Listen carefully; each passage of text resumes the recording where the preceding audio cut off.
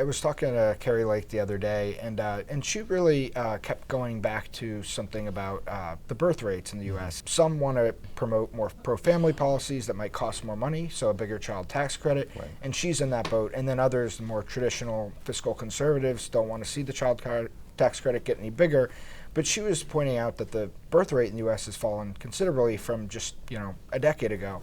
So her idea is that basically we need more federal government subsidies in order to encourage people to have children.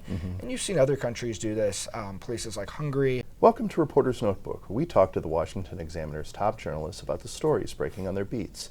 I'm Jim Antle, and I'm joined today by economics reporter Zach Halaschak. Zach, I know you keep a laser-like focus on all the major economic statistics. Big one that we talk about a lot is inflation. Yep. How are things trending currently? Yeah, so we had two new inflation reports out this week. One was the Consumer Price Index, which is, I believe, the most closely watched gauge of inflation.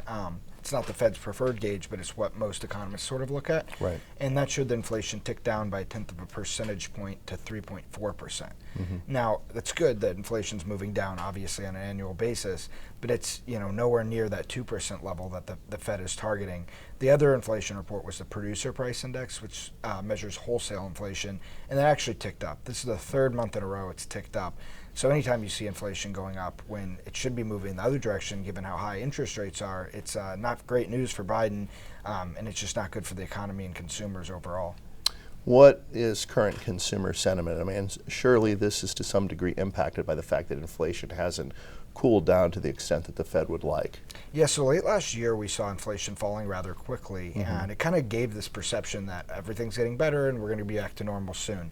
This year in 2024, it's kind of hit the brakes on that, and inflation's kind of trended the other way. It's gone up, or it's just remained stagnant. So you're seeing consumer sentiment, consumer confidence readings going down with that. Consumers are starting to think, wow, this isn't going away like we thought it was. So consumer confidence trended down to, I believe it was the lowest level in almost 2 years, and consumer sentiments at the lowest point it's been at about 6 months. So definitely not moving in the right direction. And another interesting reading is that expectations for inflation are going up, which is the opposite direction. So you see consumers thinking that, hey, I don't think inflation's going to get much better this year. I know there was a recent survey that found an overwhelming majority of people think inflation's either going to remain the same or actually get worse this year, which is definitely not something that the Fed wants to be seeing, Right. in a year where they're trying to plan to cut interest rates. And it's certainly not something Joe Biden wants to be saying. No, absolutely not. I mean, it's a worst case scenario for him. He's in an election year. The economy is the number one issue, and any economic metric that shows the economy is performing poorly is not going to be good for his reelection shot. You've been talking to a lot of Republican Senate candidates Yep. about what their economic policy proposals would be. Your latest has been Arizona Senate candidate Kari Lake. What did she have to say? Yeah, I was talking to Kari Lake the other day, and she really kept going back to something about the birth rates in the U.S. And it's a kind of an interesting topic because it's split within the Republican Party. Some want to promote more pro-family policies that might cost more money, so a bigger child tax credit, Right. and she's in that boat. And then others, the more traditional fiscal conservatives, don't want to see the tax credit get any bigger.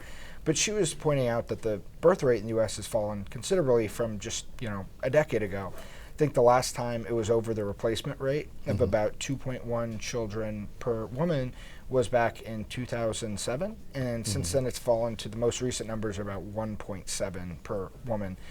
So that means that if all else equal, it kept going in that direction, the population would begin to decline over time in the U.S.